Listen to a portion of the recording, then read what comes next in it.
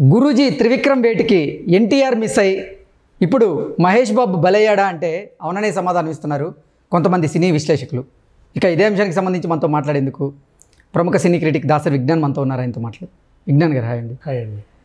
త్రివిక్రమ్ గారి వేటికి ఎన్టీఆర్ మిస్ అయ్యి మహేష్ బాబు బలయ్యాడా అంటే ఏం చెప్తారు? యాక్చువల్లీ RRR టైంలోనే ఎన్టీఆర్ గారు, సుకుమార్ గారు, ఎన్టీఆర్ గారు అండ్ త్రివిక్రమ్ గారు అండ్ అలాగే ఎన్టీఆర్ గారు, బాబీ, అలాగే ఎన్టీఆర్ గారు 2-3 బాలీవుడ్ ప్రాజెక్టులు ఇట్లా ఉన్నాయని చాలా టాక్స్ వచ్చాయి. ఆ టైంలో ఈ మిగతా వదిలేస్తే బాలీవుడ్ది ఎట్లా వార్ ఇవన్నీ మనకు తెలిసినవి, కానీ తెలుగులో మాత్రం ఆయన త్రివిక్రమ్ గారితోనే కమిట్ అయ్యారు అని ఒక న్యూస్ బాగా వైరల్ అయింది. ఎందుకంటే త్రివిక్రమ్ గారు అల్లు అర్జున్తో 3-4, మహేష్ బాబుతో 3-4, అందరితో ఇట్లా 2-3 తీసుకుంటూ వస్తున్నాడు కదా. సేమ్ అలాగే ఈయనతో ఎన్టీఆర్తో కూడా ఇంకో ప్రాజెక్ట్, ఆయన చేసిన హీరోలతోనే చేస్తున్నాడు కాబట్టి ఇంకో ప్రాజెక్ట్ చేయాలనుకున్నట్టుగా ఓ వార్త వైరల్ అయింది. పైగా ఇప్పుడైనా ఆస్కర్ లెవెల్ సినిమా, అంటే ఆస్కర్ లెవెల్ అంటే సినిమా కదా, మ్యూజిక్ వెళ్ళి వచ్చింది, జాతీయ స్థాయిలో గుర్తింపు పొందారు. బట్ ఈయన కూడా ఆస్కార్ లెవెల్లో నామినేట్ అయ్యాడు.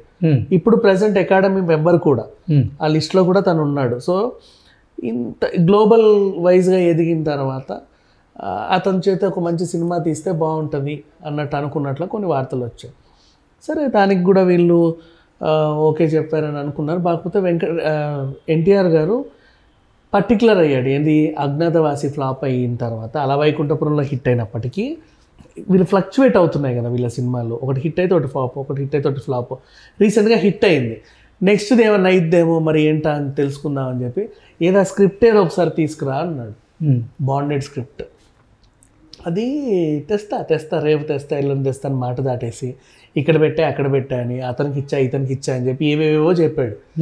అడిగినప్పుడల్లా ఏంటి దొంగ తిరుగుతున్నాడు, ఏమో ఆ స్క్రిప్ట్ ఏంటో మరి ఎందుకు వచ్చినా గొడవలే అని చెప్పేసి, నాకు బాలీవుడ్లో కొన్ని డేట్లు ఎక్కువ ఉన్నాయి, ఈ లోపు ఇంకెవరితోనన్నా తీస్తే తీసుకో, అది అయ్యాక మనం మళ్ళీ ఆలోచిద్దామని చెప్పాడు. సో ఈయన ఏం చేశాడు, ఎట్లా ఖాళీగా ఉన్నాను, మహేష్ బాబు గారేమో రాజమౌళి గారి సినిమా ఒప్పుకున్నాడు. రాజమౌళి ఇప్పట్లో తీసేలా లేడు, 6 నెలలు టైం ఉంది, ఏంటో ఇది మనం క్యాప్చర్ చేసుకోవచ్చు, మన దగ్గర పెద్ద విషయం ఏముంది, ఒక 2 కొంపలు తీసుకున్నామంటే కథ అంతా అందులో కొట్టేసేయచ్చు.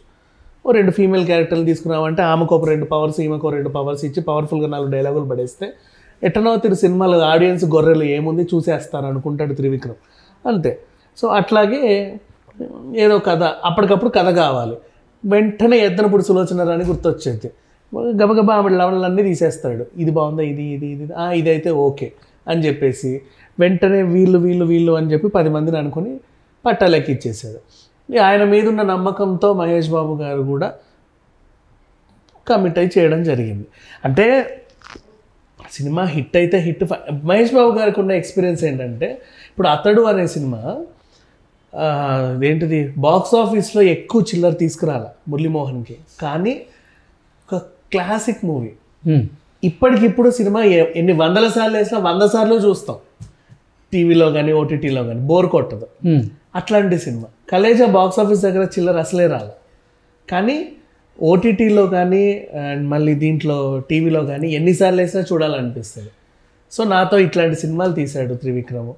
ఇది కూడా చూద్దాం ఎలా ఉంటుందో, ఏదో గుంటూరు అంటున్నాడు, కారం అంటున్నాడు, మంచి క్యారెక్టర్, సరే అని చెప్పి ఆ గ్లిమ్స్, ఆ టాక్ ఇవన్నీ చూసేసరికి ఆయనకు నమ్మకం కలిగింది.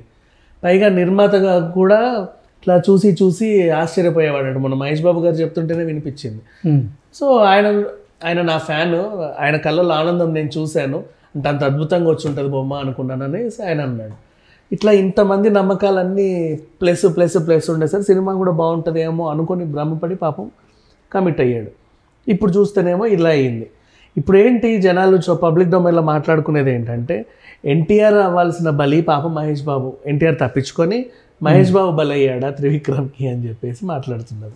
ఇక త్రివిక్రమ్ ఎందుకు ఈ సినిమాని ఫ్లాప్ చేశాడు అనుకుంటే, అంటే కథ చెప్పేటప్పుడు మరి మహేష్కి తెలీదా? కథలో త్రివిక్రమ్ సినిమాలకి కథ ఉండదు. నెంబర్ 1 భారీ ఎమోషన్సే ఉంటాయి.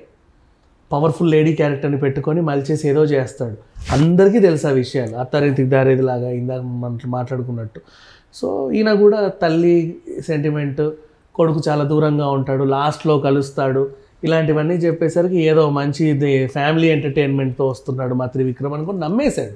ఓకే, అంటే స్టోరీ లైన్ వినేసి స్టోరీ బాగుంటుందని అనుకున్నాడు, భ్రమపడ్డాడు అంతే, అంతమించి వెళ్ళి. ఇప్పుడు సీతామాకిల సినిమాలో చెట్లు ఏం కథ ఏమన్నా ఉందా? ఏం లేదే, కానీ హిట్ అవ్వలే అంతే. అట్లా ఒక నమ్మకం ఉంటుంది, ట్రీట్మెంట్ ఏమో చేస్తారేమో. మిగతా నటినట్లు ఎవరంటే రమ్యకృష్ణ గారు, ప్రకాష్ రాజు, రావు రమేష్, ఓహో వీళ్ళందరూ నాతో గతంలో చేసి, ఇప్పుడు ప్రకాష్ రాజు ఉన్నాడంటే మహేష్ బాబు సినిమా హిట్టే, రావు రమేష్ ఉన్నాడంటే మహేష్ బాబు సినిమా హిట్టే, ఇట్లాంటి కొన్ని క్యాలిక్యులేషన్స్ ఉంటాయి. సో బాగానే తీస్తారులే అని ఒక భ్రమపడి నమ్మేశారు బ్లైండ్గా అంతే, అంతమించి ఏం లేదు. కానీ ఆయన నేను అంచనాలు నిలబెట్టలే. ఆయన 24 గంటలు తిరిగే పవన్ కళ్యాణే అజ్ఞాతవాసి కథను నమ్మలా. మరి అట్లాంటప్పుడు మహేష్ బాబు ఏమైంది? సో ఎన్టీఆర్ ఉండాల్సిన ప్లేస్లో ఆయన తప్పించుకొని మహేష్ బాబుని బలి చేశాడని చెప్పి చాలామంది మాట్లాడుకుంటున్నారు. పైగా ఎన్టీఆర్ అభిమానులు సంతోషపడుతున్నారు, అమ్మయ్య చేయలేదులే ఆ ప్రాజెక్ట్. అంటే అది గుంటూరు కారమో లేకపోతే ఇంకేం కారమో తెలియదు. సేమ్ థింగ్, ఆయన దగ్గర ఇంకేముంటాయి, ఆయన దగ్గర బోల్డ్ నవళ్ళు ఉంటాయి. ఇది కాకపోతే అది కాకపోతే ఇది పెద్ద విషయం. ఇప్పుడు ఉంది సినిమా, ఒక చిన్న గ్యాప్ వచ్చింది, 3 నెలలు టకటక తీసేసాడు, హిట్టే కదా మళ్ళీ, అంతే ఏదైనా. ఓకే, అంటే ఈ గుంటూరు కారం చిత్రం ఫ్లాప్ అని ఒక టాక్ బయటకు వచ్చిన తర్వాత ఒక వార్త అయితే సోషల్ మీడియాని హల్చల్ చేస్తుంది. సోషల్ మీడియాలో అది ఏంటి అంటే, రాజమౌళి గారితో సినిమా ఎవరైతే చేయబోతుంటారో ఆ హీరోలకి ముందు సినిమా ఫ్లాపు, సినిమా చేసిన తర్వాత ఇంకో సినిమా ఫ్లాపు, ఇట్లా ఈ అంశాన్ని తెర మీదకి తీసుకొచ్చారు. ఎవరు ఇలా ట్రోల్ చేస్తున్నారు? ఇప్పుడు ఎన్టీఆర్ ఉన్నాడు, రాజమౌళి, ఎన్టీఆర్ అండ్ ఆ చిరంజీవి వాళ్ళ అబ్బాయి రామ్ చరణ్, వీళ్ళిద్దరూ రాజమౌళి గారితో సినిమా తీశాడు. సో ఆయనకి అంతకుముందు సినిమా, ఈయనకి అంతకుముందు సినిమా క్యాలిక్యులేట్ చేసుకుంటారు. అవి ఆడిన తీరు తెన్నులు చూసి కొంతమంది క్యాలిక్యులేట్ చేస్తారు. కానీ అట్లా ఏం లేదు, మరీ అట్టర్ ఫ్లాపు, అసలు చూడాల్సిన అవసరమే లేదు అన్నట్టు సినిమాలు అయితే ఎప్పుడు చేయలా. జస్ట్ ఒక అజ్ఞాతవాసియే దారుణమైన ఫ్లాప్ త్రివిక్రమ్ కెరీర్లో అనుకుంటే, దానికి ఏమాత్రం తగ్గకుండా గుంటూరు కారం నిలబడింది అనమాట, నేను ఉన్నాను అని. అలా ఓకే, అంతేగాని అసలు డైరెక్టర్లకి అట్లా సెంటిమెంట్లు చూసుకుంటే ఇంకా బోల్డ్ ఉన్నాయి, కానీ అవేం పట్టించుకోవాల్సిన అవసరం లేదు. బట్ ఇంకా చెప్పాలి అంటే, ఇప్పుడు ఆ పిల్ల సెంటిమెంట్ అన్నవాడు గుర్తొచ్చింది. సాహితీ చాగంటి ఉందా, లాహే లాహే సాంగ్ పాడింది ఆచార్యాలో, సీనియర్ హీరోయిన్ సంగీత ఉంది అందులో కదా. దీంట్లో కూడా గుంటూరు కారంలో ఈవిడ ఈ పాట పాడింది, కుర్చీ మడత పెట్టి.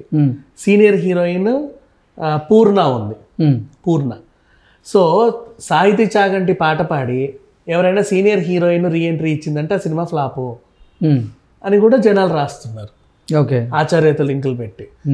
సెంటిమెంట్లు చూడాలంటే 100 ఉంటాయి. అంటే ఒక సినిమా నెగిటివ్ టాక్ వచ్చింది అంటే ఇలాంటి అంశాలన్నీ తెర మీదకి వస్తాయి. కానీ ఎంత కాదన్నా అదంతా డైరెక్టర్ వల్లే ఫ్లాప్ అవుతుంది తప్ప ఇంకంత మించి. ఓకే, అభినయ్ గారు, థ్యాంక్ యూ సో మచ్.